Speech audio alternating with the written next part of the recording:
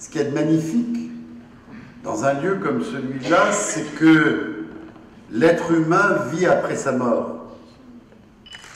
Et que ces livres, ces pensées, c'est tout ce que représente le contenu de ces 600 000 ouvrages, c'est quelque chose qui nous a précédés et qui nous survivra. Parce que je sens parfois nos sociétés fragiles. Parce que je sens trop de tentations, de la haine, du rejet de l'autre, de la bêtise aussi, ou de la manipulation. Et cela peut concerner tellement de sujets que si nous voulons, faibles êtres humains, parler d'honneur, parler de morale, alors il vaut mieux venir à la bibliothèque de la ville de Paris, ça inspirera mieux que des considérations médiocres. Pour ce que nous sommes ensemble avec nos différences, pour ce rassemblement au service de la fidélité, au service de l'intelligence, au service de la connaissance, au service de la grandeur de l'être humain, parce qu'il peut aussi être grand.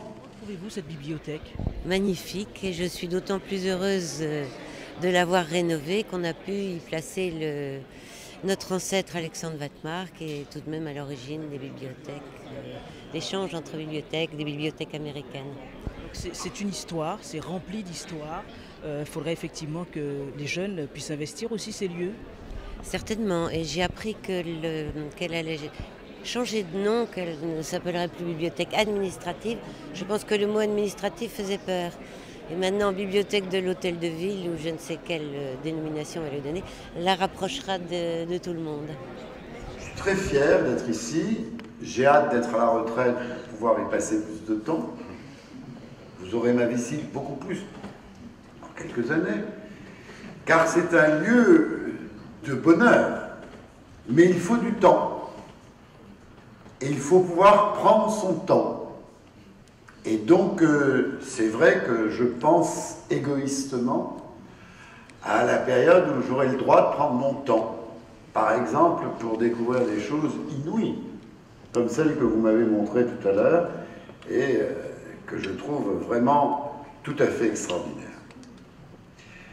Thomas Jefferson, dont j'ai voulu qu'il ait sa statue à Paris, a dit les choses mieux que moi. La liberté, la connaissance, et j'allais dire se rassembler, unir nos forces.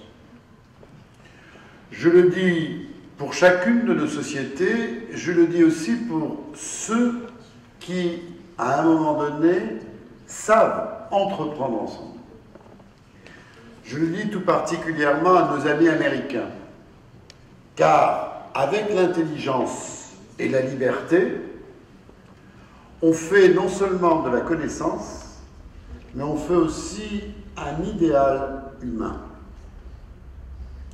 Nous sommes différents, Américains et Français, tant mieux, mais n'oublions pas d'être ensemble sur ce qui nous unit profondément.